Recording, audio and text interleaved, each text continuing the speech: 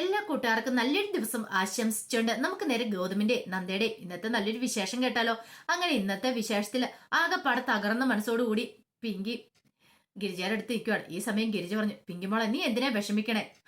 അവള് ടെലിപ്പതി അത് ഇതെന്നൊക്കെ പറഞ്ഞോണ്ട് വന്നു കഴിഞ്ഞപ്പോഴത്തേനും ആ ടെസ്കോപ്പ് പിടിച്ച് ഒറ്റ ഏറ് വെച്ച് കൊടുക്കാൻ മേലായിരുന്നോ?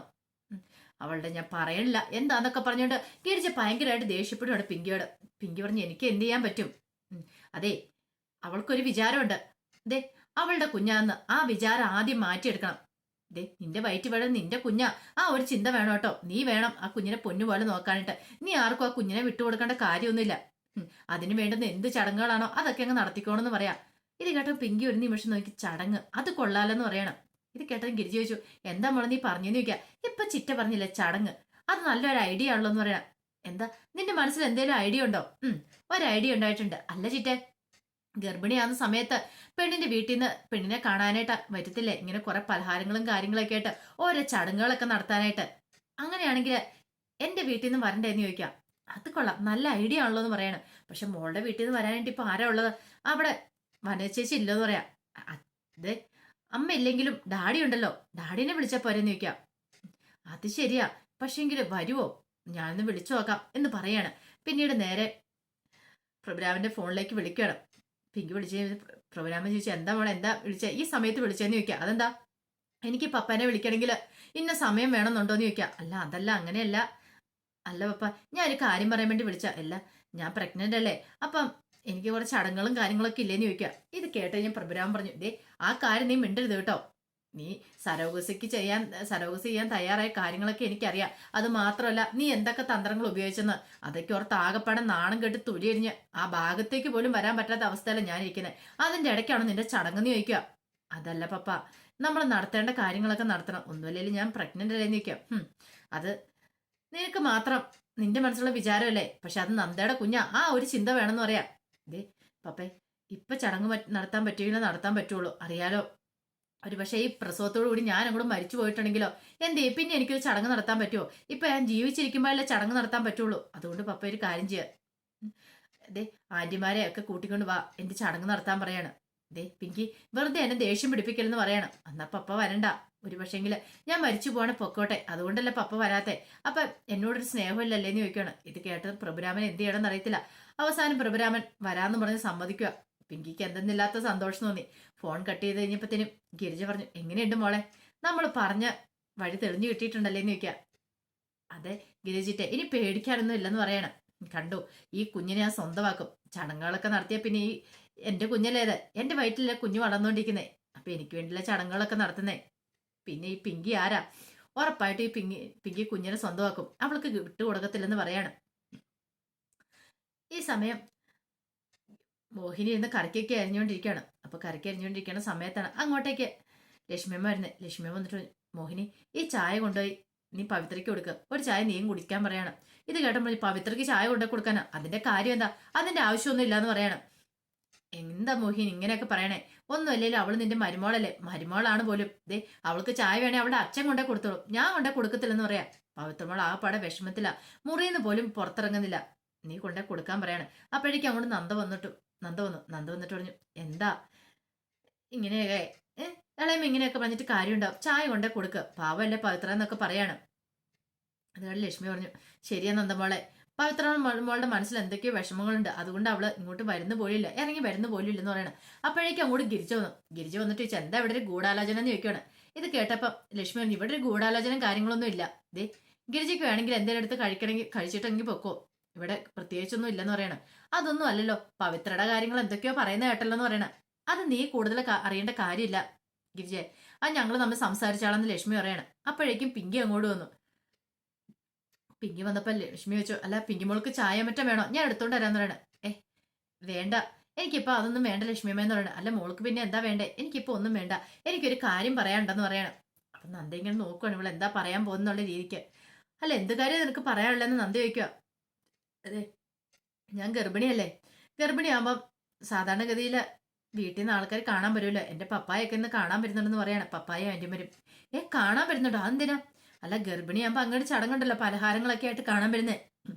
ഞാനൊരു അമ്മയാകാൻ പോവാ, അപ്പൊ അതുകൊണ്ട് എന്നെ കാണാൻ വരുന്നതെന്ന് പറയണം. ഇത് കേട്ടതും നന്ദയൊന്ന് ഞെട്ടി. നന്ദയ്ക്ക് മനസ്സിലായി പിങ്കിയുടെ അടവും കാര്യങ്ങളൊക്കെ. ലക്ഷ്മി പറഞ്ഞു, അല്ല മോളെ, അത് പിന്നെ എന്തിനാ ആ ചടങ്ങുകളൊക്കെ വെക്കേണ്ട കാര്യമുണ്ടോ എന്ന് ചോദിക്കാം. മോഹിനി പറഞ്ഞു, ഇത് പിങ്കി, നിനക്കിത് എന്താ? നീ എന്താ അടുത്ത ഭൂകമ്പം ഉണ്ടാക്കാനാണോ നിന്റെ പപ്പാനെ വിളിച്ചു വരുത്തുന്നതെന്ന് ചോദിക്കും. ഇത് കേട്ട് കഴിഞ്ഞപ്പോ പിങ്കി പറഞ്ഞു, അതെ, പവിത്രയുടെ പപ്പ വന്ന് ഭൂകമ്പം ഉണ്ടാക്കിയപ്പോൾ അത്രയും ഭൂകമ്പം ഒന്നും ഞാൻ എന്തായാലും ഉണ്ടാക്കാൻ പോകുന്നില്ല, മോഹിനി ചെറിയമ്മേന്ന് പറയണം. അത് കേട്ടത് മോഹിനിയുടെ വായടഞ്ഞു. പിന്നെ മോഹിനിക്ക് എന്തെങ്കിലും പറയാൻ പറ്റുമോ? ലക്ഷ്മി പറഞ്ഞു, എന്തായാലും അത് ശരിയാവുമോ മോളെ? നന്ദ പറഞ്ഞു, എനിക്കറിയാം. അതെ, നിന്റെ വയറ്റ് വളരുന്ന എന്റെ കുഞ്ഞാന്ന് പറയാണ്. അതിന് ചടങ്ങ് നടത്തേണ്ട കാര്യമൊന്നുമില്ല. നിന്റെ പപ്പ ഒരു പ്രൊഫസറല്ലേ, അവർക്ക് അറിയാവുന്ന കാര്യമല്ലേ. സരോഗസി ചെയ്തിട്ടുണ്ടെങ്കിൽ അതൊരിക്കലും നിന്റെ കുഞ്ഞാകത്തില്ല, അത് എന്റെ കുഞ്ഞ് തന്നെയാന്ന്. എന്നിട്ടാണോ വരാൻ പോകുന്ന ചോദിക്കുക. ഇത് കേട്ടപ്പോ ഗിരിജ പറഞ്ഞു, അതെ, നീ കൂടുതൽ പറയൊന്നും വേണ്ട.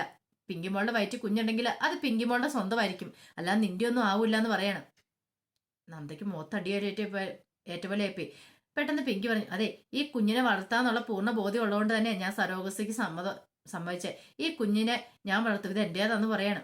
നന്ദയ്ക്ക് എന്ത് ചെയ്യാൻ പറ്റും? നന്ദയും ഒരു നിമിഷം ഇങ്ങനെ നിൽക്കുകയാണ്. പെട്ടെന്ന് ലക്ഷ്മി പറഞ്ഞു, എന്തൊക്കെയാ പിങ്കിമോളെ നീ പറയണേ? നീ എത്ര പറഞ്ഞു പറഞ്ഞാൽ ആ നന്ദയുടെ ഗോത്തിന്റെ കുഞ്ഞു തന്നെയല്ലേ, അതല്ലാതെ ആവുന്നില്ലല്ലോ. പിന്നെ നീ എന്തിനാ ഇങ്ങനെ ഒന്ന് വാശി പിടിക്കണം എന്ന് നിൽക്കും. അതെ ലക്ഷ്മിയമ്മ, ഒരു കാര്യം ഞാൻ പറഞ്ഞേക്കാം. എന്റെ കുഞ്ഞെല്ലാം നിങ്ങളെല്ലാം പറയുന്നുണ്ട്. അപ്പൊ ചെറിയ ചെറിയ ചടങ്ങുകൾ നടത്താനെങ്കിലും എന്നെ ഒന്ന് അനുവദിക്കണം. എനിക്ക് അതിനുള്ള ഭാഗ്യമെങ്കിലും കിട്ടട്ടെ. എന്റെ വീട്ടുകാരെ വന്നു കഴിയുമ്പോൾ നിങ്ങൾ മുഷിപ്പൊന്നും കാണിക്കില്ലെന്ന് പറയാ. അവസാനം പിങ്കി പറഞ്ഞ് ലക്ഷ്മിയമ്മയെ സമ്മതിപ്പിക്കുകയാണ് ഈ ചടങ്ങ് നടത്താൻ വേണ്ടിയിട്ട്. പിന്നീട് നന്ദയുടെ അടുത്ത് എന്നിട്ട് പിങ്കി പറഞ്ഞു, അതെ, ഈ ചടങ്ങിന് നീ ഉണ്ടാവണം എന്ന് പറയണം. ഇത് കേട്ടെന്ന് നന്ദ പറഞ്ഞു, ഞാൻ ഉണ്ടാവും.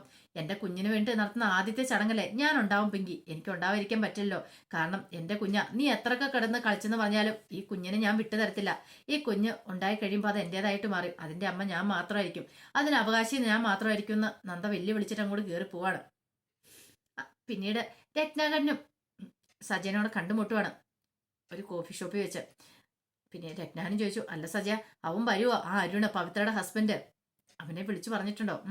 ഞാൻ ആ ഷോപ്പിന്റെ നമ്പരൊക്കെ തപ്പി കണ്ടെത്തി വിളിച്ചിട്ടുണ്ട്. അവൻ വരാന്നൊക്കെ പറഞ്ഞിട്ടുണ്ട്. എന്നാലും അവൻ വരുവോ? അതിനുള്ള തീപ്പൊരി ഇട്ട് കൊടുത്തിട്ടുണ്ട്. അവൻ ഉറപ്പായിട്ടും വരുമെന്ന് പറയാണ്. അവന് വരാതിരിക്കാൻ പറ്റില്ലല്ലോ, സ്വന്തം ഭാര്യയുടെ പ്രശ്നമല്ലേന്ന് പറയാണ്.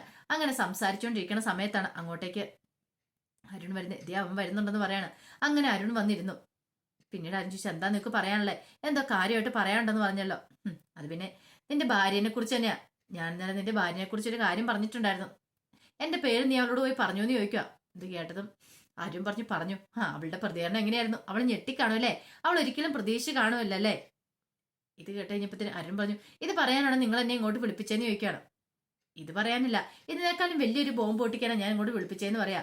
ഇത് കേട്ടപ്പോ രത്ന പറഞ്ഞു, അത് ശരിയാ, നിനക്കറിയത്തില്ലാത്ത പല കാര്യങ്ങളും ഉണ്ട് പവിത്രയ്ക്ക്, അത് പറയാൻ വേണ്ടി വിളിപ്പിച്ചാന്ന് പറയും. ഇത് കേട്ടപ്പം അരുൺ പറഞ്ഞു, അതെ, വെയിറ്റ് ചെയ്യ, നിങ്ങളൊന്ന് സമാധാനപ്പെടാൻ പറയണം. നിനക്ക് എന്താ പറയാനുള്ളതെന്ന് ഞാൻ അങ്ങോട്ട് പറയട്ടെ നിൽക്കും. ഇത് കേട്ടോ സജയനും രത്നാനും ഒരു നിമിഷം ഞെട്ടി. നിങ്ങൾ എന്താ വിചാരിച്ചുകൊണ്ടിരിക്കുന്നത് പവിത്രയെ കുറിച്ച്? അതെ, ഇന്നലെ ഞാൻ നിങ്ങളുടെ പേര് പവിത്രയോട് പറഞ്ഞു. ആ സമയത്ത് ഞാൻ നല്ല ഫിറ്റായിരുന്നു. പക്ഷേങ്കിൽ ഞാൻ കിടന്ന സമയത്ത് അവൾ എനിക്കൊരു വോയിസ് മെസ്സേജ് അയച്ചു. നിങ്ങളൊന്ന് കേട്ട് നോക്കാൻ പറഞ്ഞാൽ ആ വോയിസ് മെസ്സേജ് അങ്ങോട്ട് കേൾപ്പിക്കണം. അതിനകത്ത് പവിത്ര തുറന്നു പറഞ്ഞിരിക്കുക, എനിക്ക് എൻ്റെ അറിവില്ലാത്ത പ്രായപൂർത്തിയായ സമയത്ത് എൻ്റെ അച്ഛൻ ചെയ്ത ഒരു കുതന്ത്രമാണ്.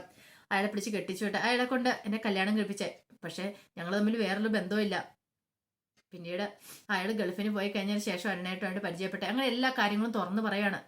കേട്ടില്ലേ, എന്റെ പവിത്ര പരിശുദ്ധ തന്നെയാ. താനൊരു തന്തയാണോളൂ. സ്വന്തം മോളെ വെറ്റി കാശാക്കാൻ നോക്കുന്ന ഒരു അച്ഛൻ, ഇങ്ങനെ ഒരു മനുഷ്യൻ ജീവിതത്തിൽ കണ്ടിട്ടില്ലെന്ന് പറയാണ്. രത്നാൻ ആ പടം നാണം കിട്ടി നിൽക്കുക.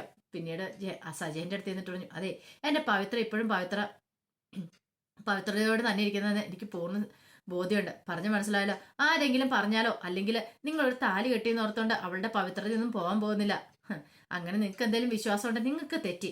അതുകൊണ്ട് കൂടുതലായിട്ട് ഈ തന്ത്രം ഉപയോഗിച്ച് എൻ്റെ അടുത്തേക്ക് വരണ്ട എന്നൊക്കെ പറഞ്ഞുകൊണ്ട് അങ്ങോട്ടേക്ക് എഴുന്നേറ്റ് പോവാണ് അരുണ്. അപ്പോഴേക്കും സജയം പുറയെന്ന് വിളിച്ചു, അവിടെ നിന്നേന്ന് പറയാണ്. അങ്ങനെ അങ്ങോട്ട് പോകാൻ വരട്ടെ, നീ എന്താ വിചാരിച്ചോണ്ടിരിക്കണേ? അതെ, ഞങ്ങൾ വെറുതെ കളിക്കുന്നാന്നോ? നിനക്കും അവൾക്ക് സുഖമായിട്ട് ജീവിക്കാന്ന് പറഞ്ഞു. ജീവിച്ചോ, കുഴപ്പമൊന്നുമില്ല. പക്ഷെ നിന്റെ വീട്ടുകാർ സമ്മതിക്കുവോ? നിന്റെ വീട്ടുകാർ അറിഞ്ഞാൽ സമ്മതിക്കുമെന്ന് നിനക്ക് തോന്നുന്നുണ്ടോ? അങ്ങനെയാണെങ്കിൽ ഒന്ന് അറിഞ്ഞിട്ട് തന്നെ കാര്യം. നിന്റെ വീട്ടുകാരോട് പറയാ, അവർ തീരുമാനിക്കട്ടെ എന്താന്ന് എന്ന് പറയാണ്. ഇത് കേട്ടത് എന്ത് ചെയ്യണമെന്ന് അറിയില്ലാതെ അരുൺ നിൽക്കുവാണ്. അപ്പൊ അതിന്റെ വിശേഷങ്ങളൊക്കെ എന്ന് കാണുന്നേ.